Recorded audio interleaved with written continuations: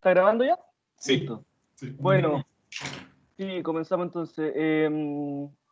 Yo traigo entonces hoy día una pequeña charla en donde quiero mostrarle un poco acerca de esta teoría de la plasticidad, que la he llamado, y hablar acerca de la soldadura de estado sólido, que es un método particular de poder unir metales que tienen la característica de ser de grano fino.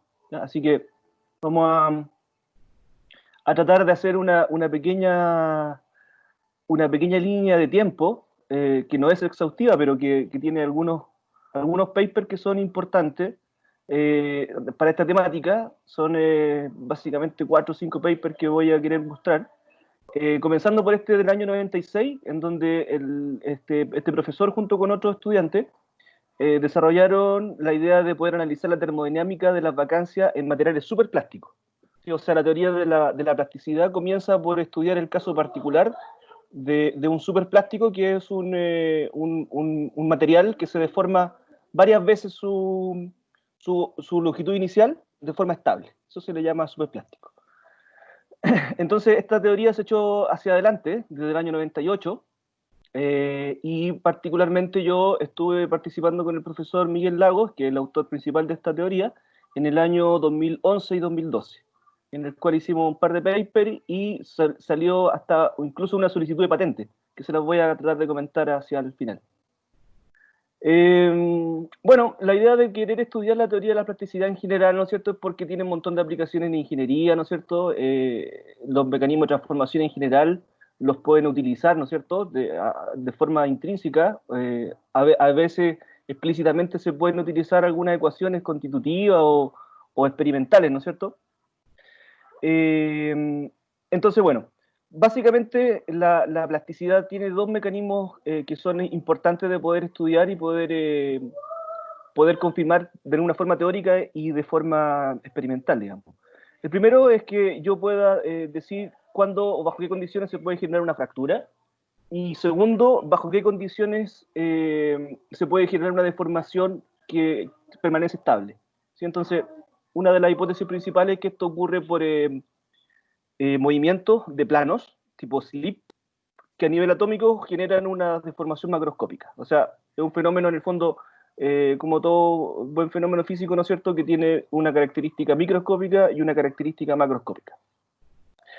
Entonces, completar una teoría de la plasticidad es un objetivo a largo plazo, que de alguna forma este destacado profesor Miguel Lago Infante, que ya está a puertas de jubilarse o debe estar ya jubilado, pero actualmente sigue haciendo clases en la Universidad de Talca, en la Facultad de Ingeniería.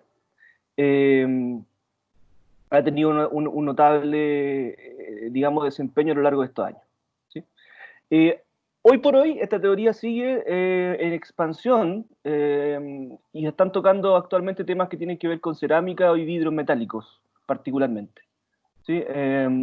Me parece que Camilo Campos, que está en este momento haciendo un doctorado en la Universidad de Talca, tiene un compañero de curso que está trabajando con el profesor Lago. Así que ahí hay un pequeño link. ¿Ya? Y este grupo está totalmente activo hoy por hoy, y yo estoy en contacto con el profe. No estamos trabajando actualmente, pero sí estoy en contacto. Ya, entonces, el punto de partida de todo esto son los granos, ¿sí? Y sus bordes. ¿Sí? Esta fotografía que está aquí en 30 micrones exhibe un grano grande, ¿cierto? Son granos bastante grandes, que son, por ejemplo, cuando uno puede observar una plancha de zinc expuesta al ambiente, presenta, digamos, uno puede ver a simple vista estos granos. ¿Sí? Entonces, todos los metales generalmente están constituidos por estas unidades, ¿no es cierto?, que son granos, que son en el fondo cristales o celdas cristalinas que tienen sus deformaciones, y estos que son los bordes de grano, que son quienes están uniendo todo este material. ¿Okay? Aquí entonces esta es una fotografía que saqué de internet, que lo que hacen esto es ponerle un poco de ácido encima, que hacen acid etching, que le comen con ácido unas capas de metal, entonces exponen la superficie con un microscopio electrónico a veces, o si no, seguramente electrónico, logran generar estas imágenes bonitas. ¿Ya? Ahora, la teoría comienza acá, comienza con metales de grano fino, que son así puestos digamos, en comparación, estos de acá. Estos son materiales de grano fino, que tienen la particularidad de poder deformarse plásticamente harto, o sea, hacer materiales que se llaman superplásticos, que es donde parte esta teoría. Con granos finos se consideran cosas que son por debajo de 10 micrones, ¿sí? O sea, por ejemplo, si estos eran 30, ¿no es cierto? Este sería un grano fino, más o menos, ¿sí?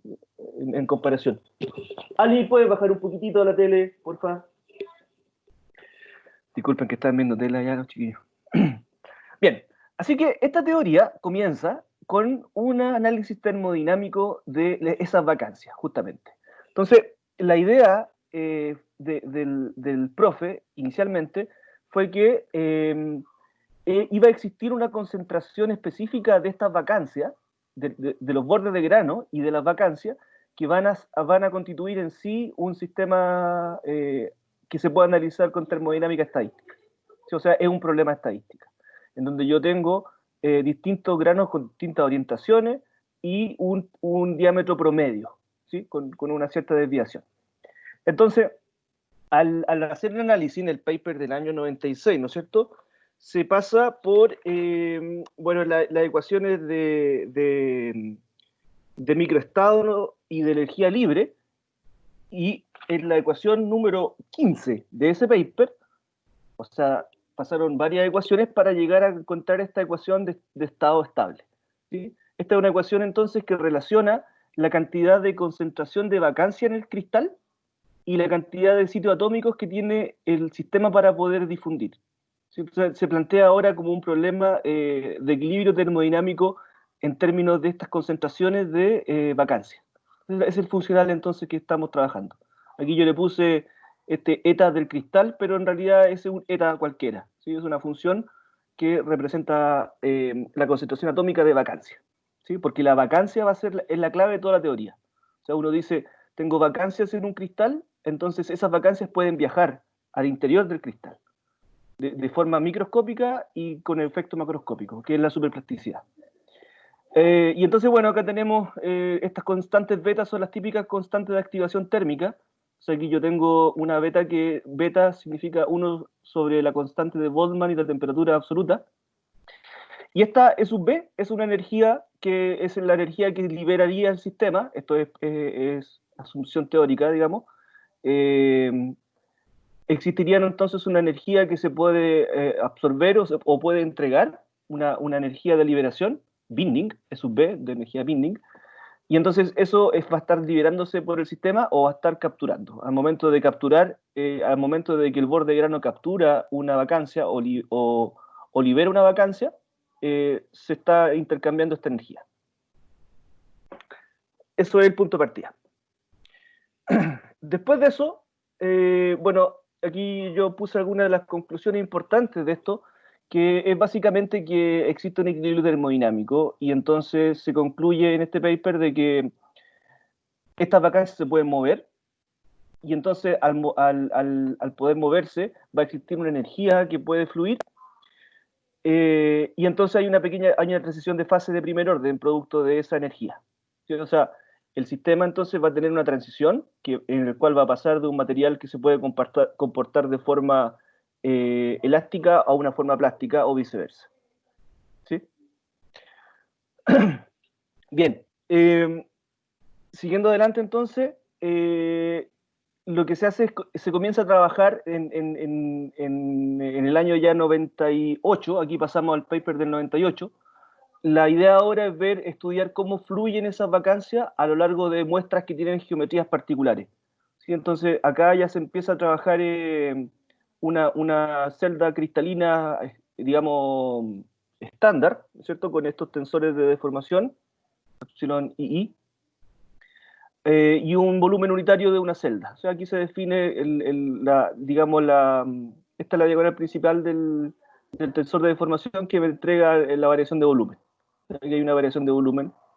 Y hay una tensión asociada ahora a un medio isotrópico. Esto es la tensión, digamos, de nuevo, desde el punto de vista tensorial. Y este factor hace que aparezca la famosa ley de Hooke, ¿sí? Una versión de la ley de Hooke, ¿no es cierto? Donde se acuerdan que la fuerza inversamente proporcional a una primera derivada de la posición. Entonces, esto es la ley de Hooke aplicado a esto, en donde este ve el módulo de elasticidad del sólido. Lo que se hace después es desarrollar a primer orden la energía de ligadura y se define un volumen efectivo y se despeja simplemente de la ecuación que estaba originalmente acá arriba, esta ecuación, se despeja de esa energía y aparece un logaritmo, ese que está ahí, definiendo un volumen efectivo. Así que ahora tenemos una ecuación que relaciona la tensión con la cantidad de vacancias que tiene el sistema. Lo cual eso ya es un gol, del año 98 fue el gol ese, que generó una ecuación constitutiva, considerando que ahora, bueno, si ya dijimos eso, entonces se considera un flujo J de estas vacancias, siguiendo la típica ley al estilo de movimiento de concentraciones, ¿no es cierto? Como la ley de, ¿se llama esta? Creo que es la ley de Gauss. ¿Cierto? Entonces aquí hay un flujo de materia considerando el gradiente de concentraciones. O sea, si yo digo que hay mayor gradiente de concentraciones para un lado, entonces va a haber un flujo de granos en una dirección o en otra. Entonces, el analizar esta ecuación que surge aquí, hace que aparezca este nabla cuadrado de eta igual a 0, que es una ecuación, ¿no es cierto?, que aparece en varias partes de la física, ¿no es cierto? No sé si llegó la Ariana, pero esto aparece en electromagnetismo, aparece en varias partes, digamos. Entonces, esto tiene una posibilidad de solución con esta coordenada cilíndrica, ¿sí? Con geometría cilíndrica. Entonces, una de las asunciones principales es que la forma de la solución general de esto tendrá que ser tener geometría cilíndrica. Entonces se puede escribir de esta forma.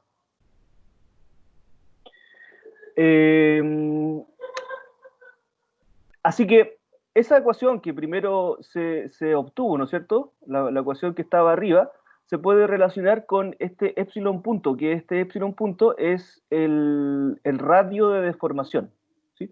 Resulta que los materiales que tienen esta característica superplástica, son un conjunto bien especial de aleaciones, ¿sí?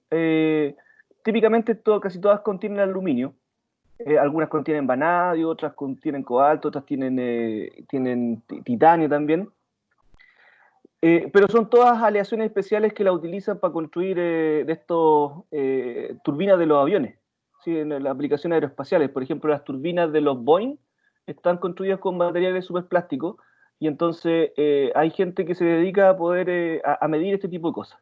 Entonces, este era el resultado de estos puntitos que están aquí, son puntitos experimentales a distintas temperaturas para el experimento de tensión y deformación de este particular tipo de aleación, ¿sí? La Alcoa 7475E.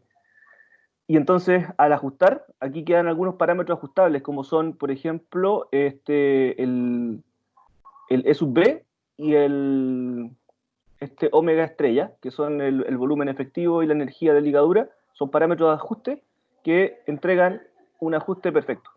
Así que hay un ajuste súper, digamos, adecuado con la teoría, o sea, con los experimentos, lo cual hizo que el paper fuera rápidamente publicado en ese año. ¿Sí? Eso fue en el año 98.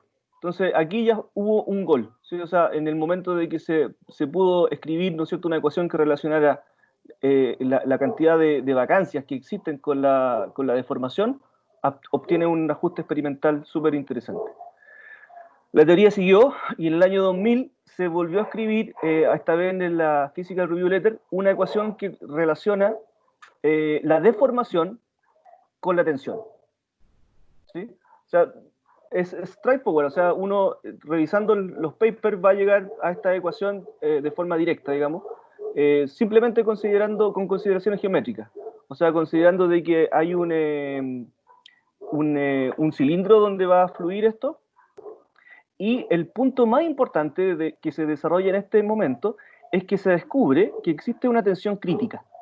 Y yo por eso le pregunté a Ariana qué pasaba con esa tensión. Ella habló en un momento de un valor crítico, pero porque yo lo tenía en la mente esto.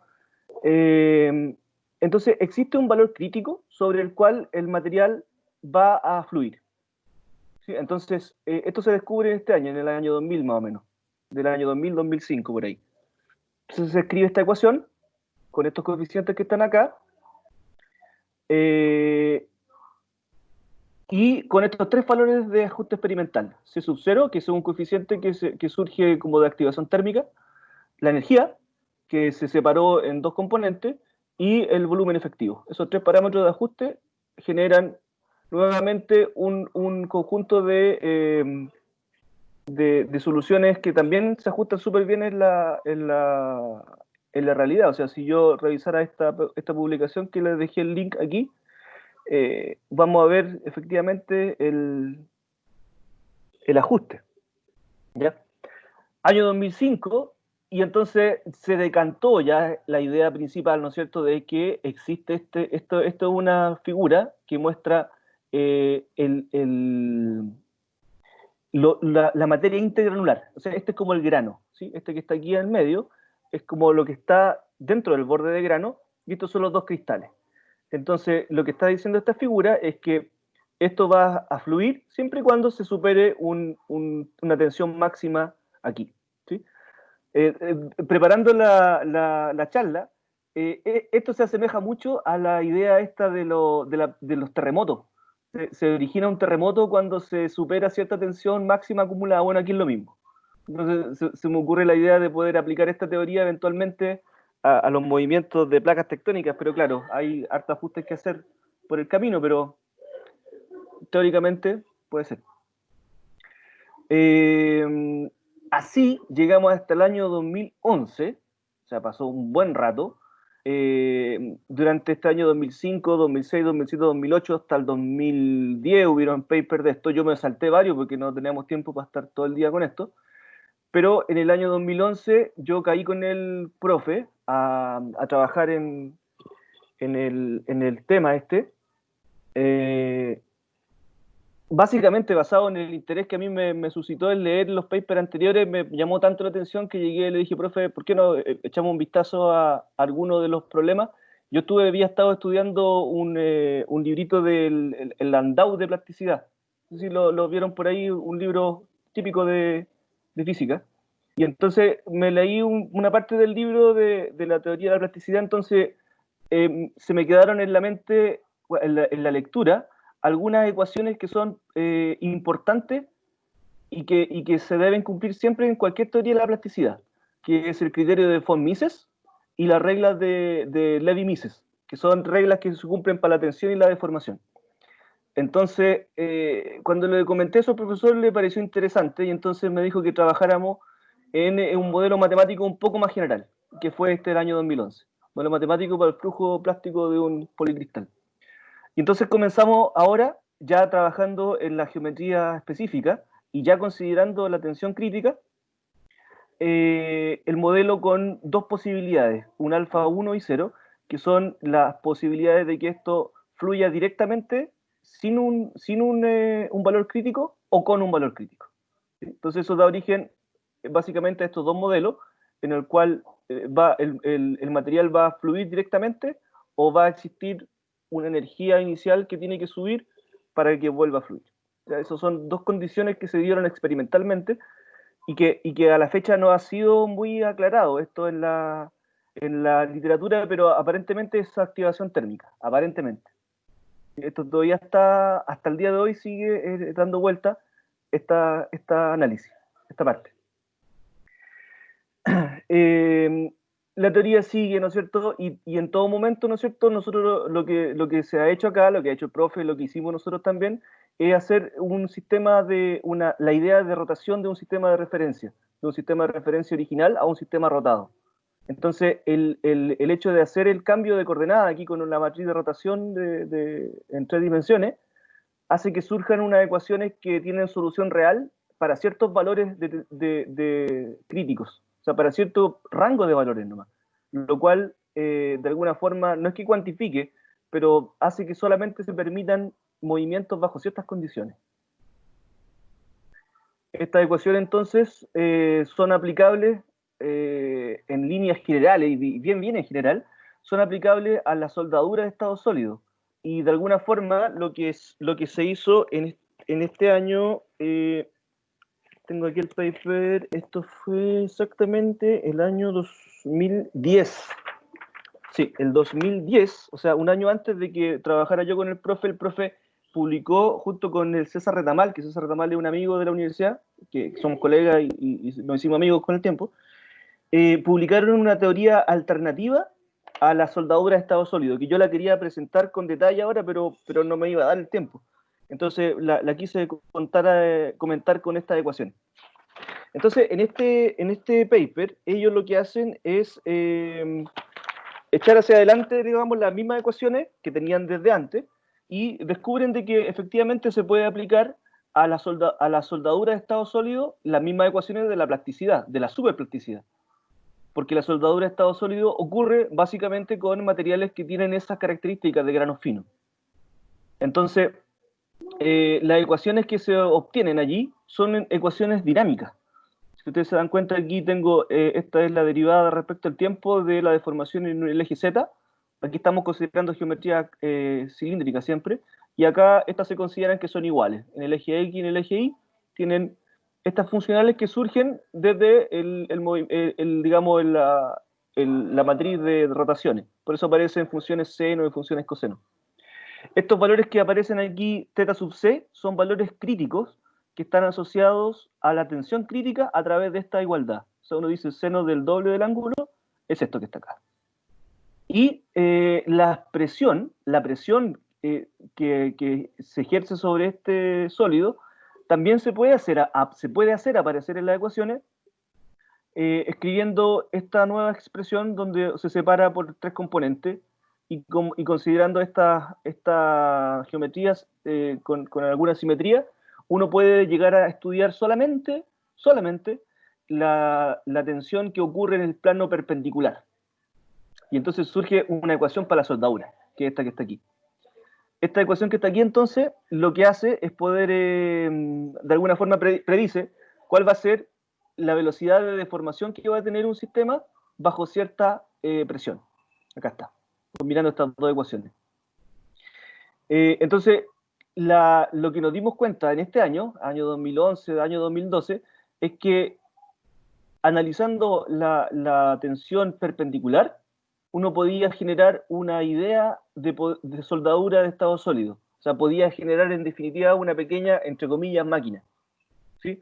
Que lo que decía, que lo que podría ser una, entre comillas, máquina, podría generar una película delgada que tuviera tensiones originalmente dentro de su estructura y que pudiera ser capaz de poder pegar dos metales de grano fino con esta idea. ¿Sí? Esto aquí da origen a al combinar esas dos ecuaciones, da origen a una integral que era tan larga que no me alcanzó a caber aquí en esta, en esta, en esta expresión. Aquí no alcanzó a caer. Y lo que yo hice con el profe fue ajustar esta curva. Nos dimos cuenta de un detalle, que era que esto se parecía a una función lineal. Cuando uno graficaba esto, se parecía bastante a una función lineal, entonces lo que hicimos fue hacer un cambio variable aquí. En el paper está súper bien explicado, pero aquí no se entiende mucho, la verdad, pero lo que hicimos fue hacer un cambio variable y estimar finalmente estos parámetros A y B. Entonces aquí dijimos, bueno, busquemos alguna aleación que podamos aplicar esto, y encontramos esta, el titanio 6 de aluminio, 4 de vanadio, que también es una aleación de tipo superplástica. Y claro, encontramos de nuevo una coincidencia súper buena con el experimento y las ecuaciones que nosotros estamos proponiendo. O sea, ¿cuál es lo interesante de todo esto? Es que históricamente, o sea, digamos en los años 80, en los años 90, los fenómenos de la superplasticidad o de la plasticidad o de la superplasticidad se consideran como funciones exponenciales, o sea, o una función simplemente logarítmica o una función simplemente exponencial. Pero no existía o no estaba muy claro, ¿no es cierto?, cuáles podrían ser los orígenes físicos de este comportamiento tan particular, ¿no es cierto?, de que un sólido se deforme varias veces su longitud inicial, y aparentemente el approach digamos, de analizar lo que tiene que ver con vacancia claro, bordes de grano, básicamente, puede ajustarse bastante bien a la realidad, ¿sí? En cuanto a la soldadura de estado sólido, la soldadura de estado sólido, bajo las condiciones de simetría bien particulares, genera una ecuación bastante sencilla, ¿cierto? Una raíz cuadrada, ¿no es cierto?, que nos indica cómo va a ser la tensión perpendicular a la juntura. Es decir, cómo el sistema va a ir pegando el material a medida de que se ejerce sobre él una determinada presión, ¿cierto? Entonces, este sigma cuadrado es la presión, y este sigma perpendicular es cómo responde el sistema ante una presión vertical. Y esta que está aquí es la tensión crítica del material. Entonces, hay parámetros que son intrínsecos del material y hay parámetros que son intrínsecos de un determinado proceso, ¿sí? Entonces, por ese año, por el año 2011-2012, yo estaba trabajando con el profe sin tener un contrato de la universidad, de una forma completamente independiente, por así decirlo. Yo estaba haciendo clases en ese tiempo en un colegio, y entonces a mí me interesaba tanto este tema que yo seguí trabajando con el profe a pesar de que no estaba yo ligado a la universidad ya.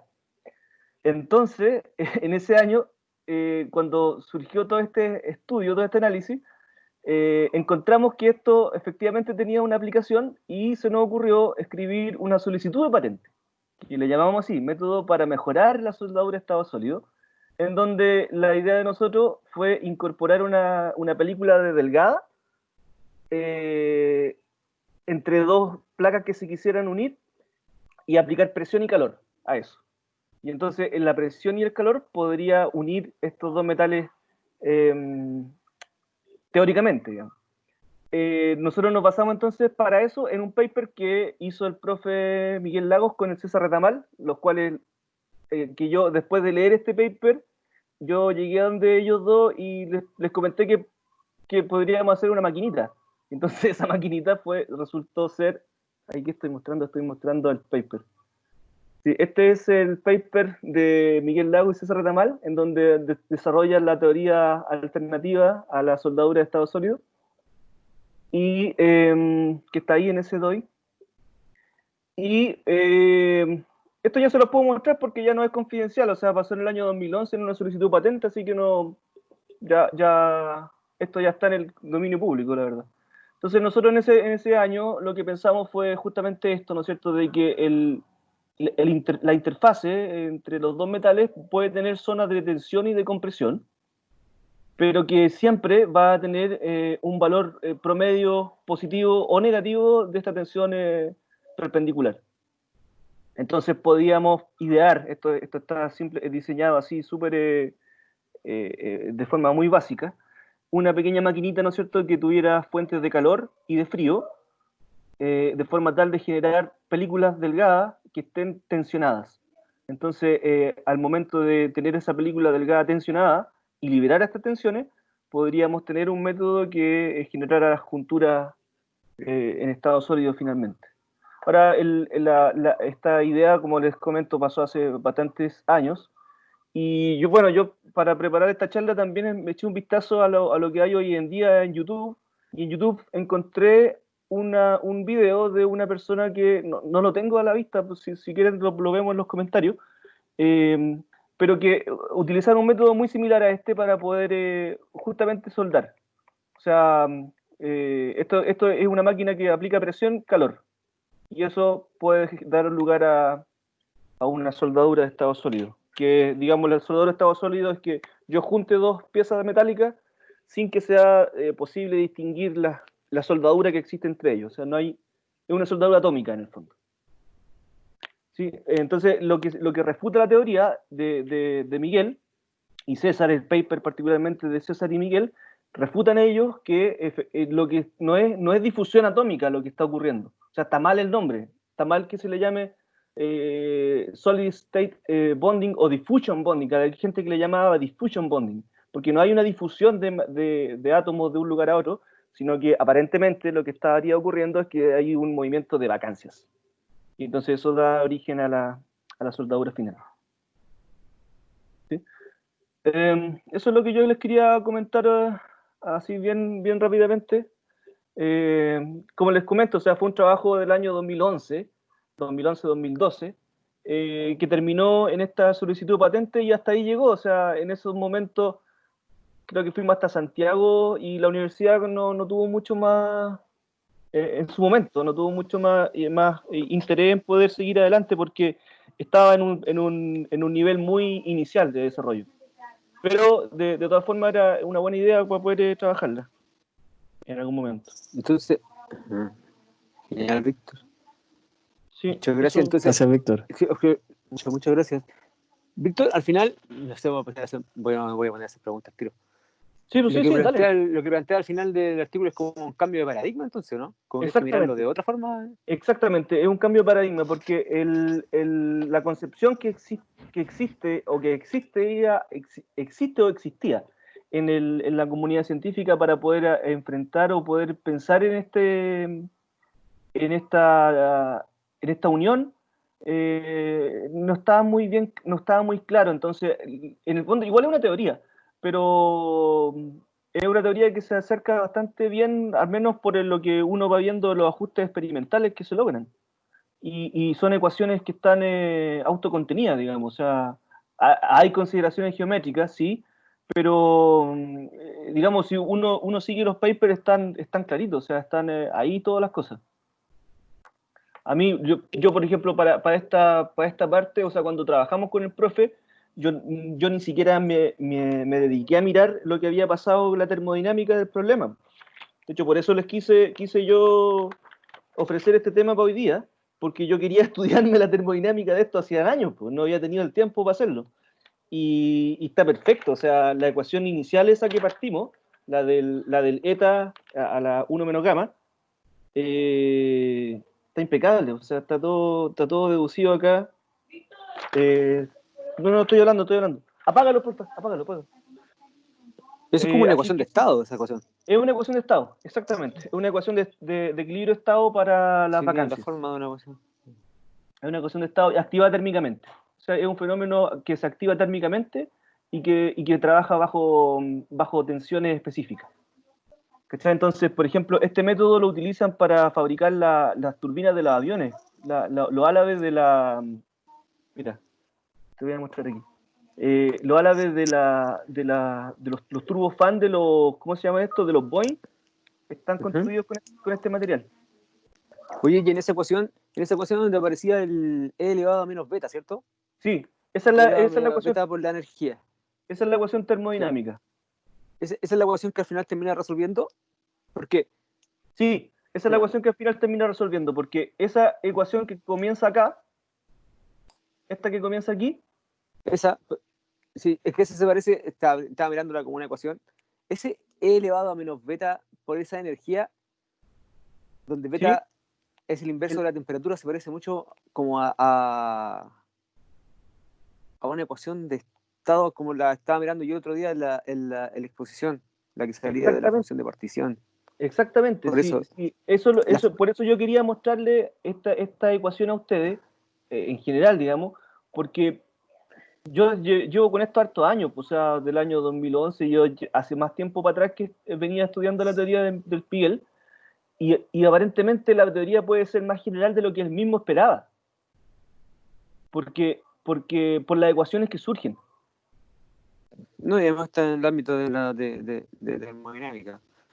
Claro, Sí, es una... ese beta me...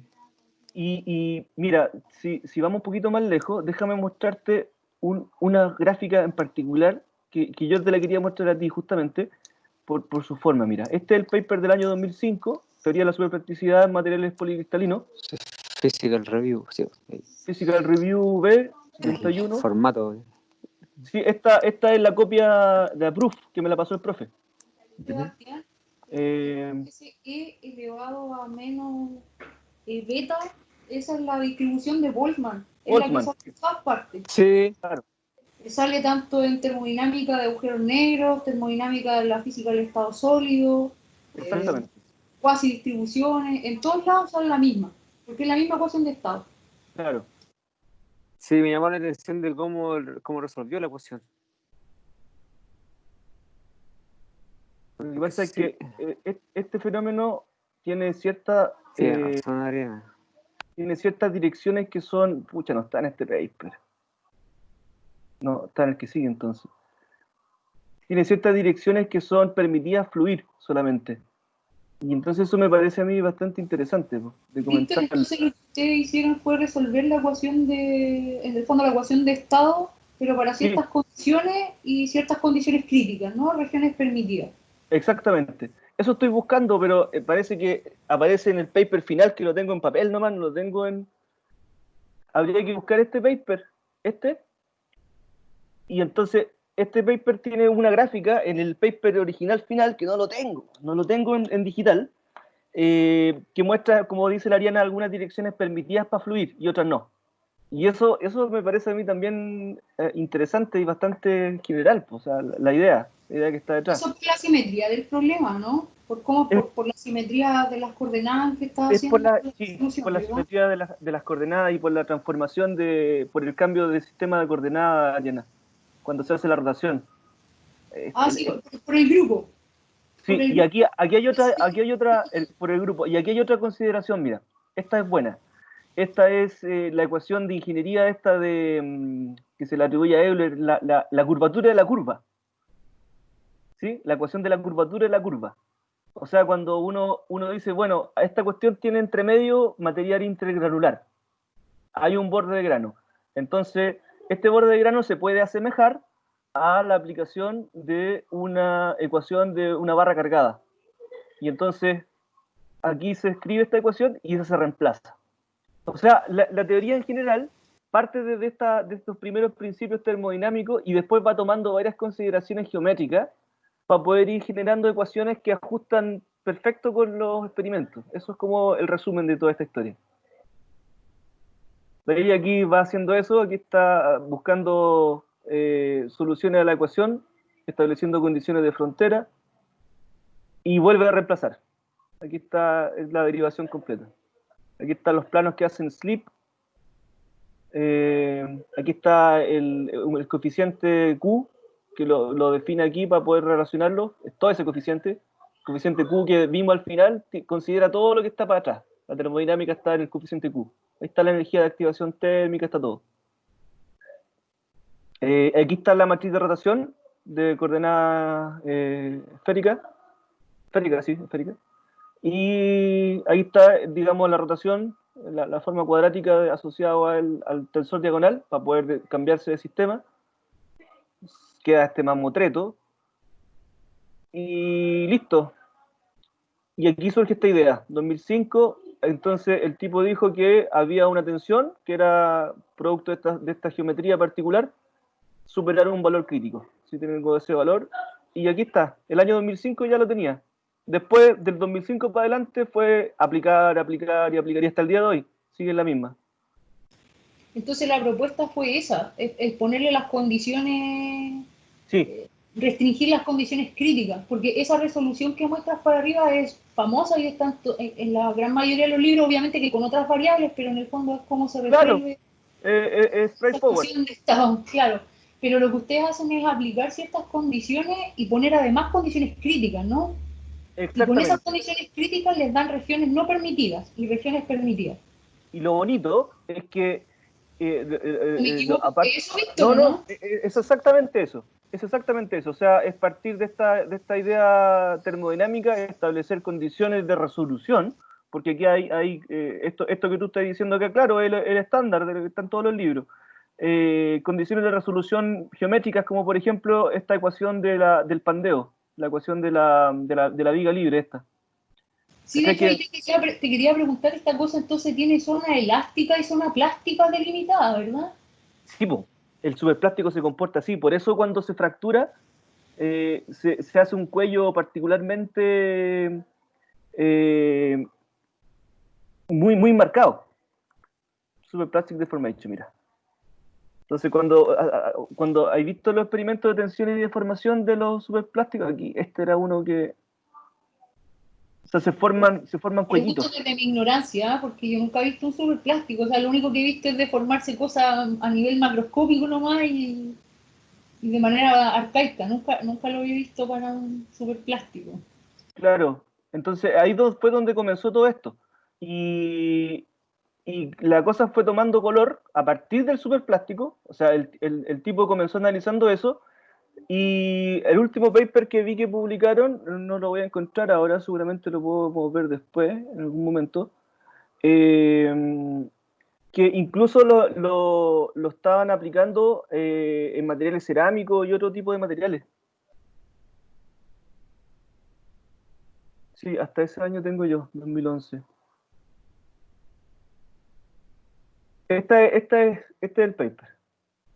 Este es del Miguel con César Retamal. Después de este paper surgió la solicitud de patente. Claro, porque aquí esta es una explicación Nobel, nueva. Tiene como 16 citas nomás actualmente este paper. Aunque aquí no muestran ninguna fotito como más referencial, aquí están las ecuaciones directas, o sea, aquí está con consideraciones geométricas, por supuesto. Aquí están estas consideraciones geométricas, aquí está el P punto, la derivada de la presión, aquí está la tensión perpendicular, aquí está la derivada esto es la derivada de la deformación, y esas dos juntas generan la ecuación de ajuste, Esta ecuación lambda es una ecuación de ajuste para poder definir cómo se van a pegar los metales. Y mira la tremenda ecuación que es, pues, pero claro, es una ecuación con la geometría particular que se aplica a estos problemas. O sea, aquí lo hicieron con el Avesta 2304, que es 1 a 0. Y ahí tienen más, aluminio, qué sé yo. Es una teoría muy bonita.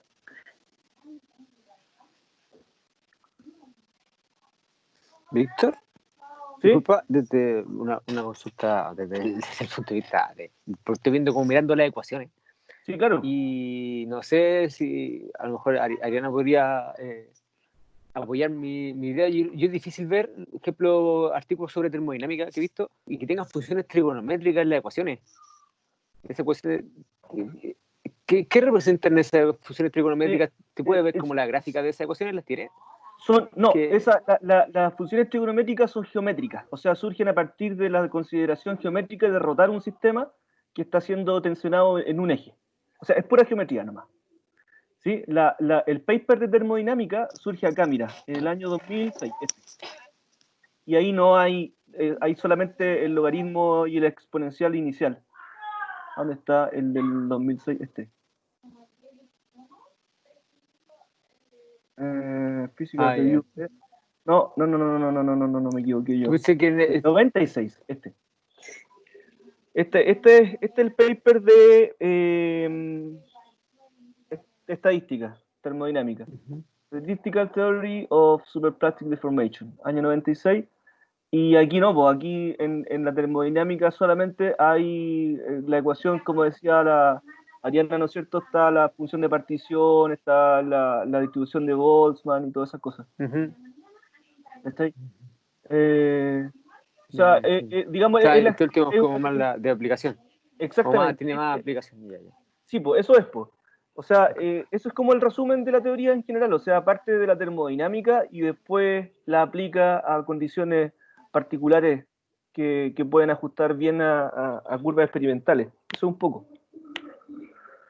Pero de todas formas, lo interesante es que es un approach distinto a la teoría de la plasticidad en general, porque pone en una perspectiva distinta a la vacancia, a la idea de la vacancia, lo importante que es la vacancia en líneas generales.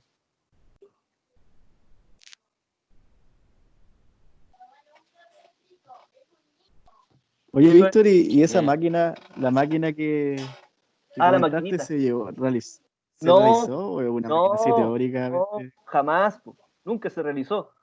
Esto quedó guardado, aquí está guardado, nunca se realizó. Es una máquina que que se nos ocurrió que podía existir, y entonces dijimos, ya, sigamos para adelante, ¿no? Pues eso fue lo que hicimos. A ver, Ya. te voy a mostrar aquí, creo que por aquí tengo la solicitud de patente. ¿Ves tú? Oye, Víctor, cuando hablas de aproximación teórica, ¿significa que como que no se aplica? ¿No está aplicado todavía? ¿Es como solamente una teoría?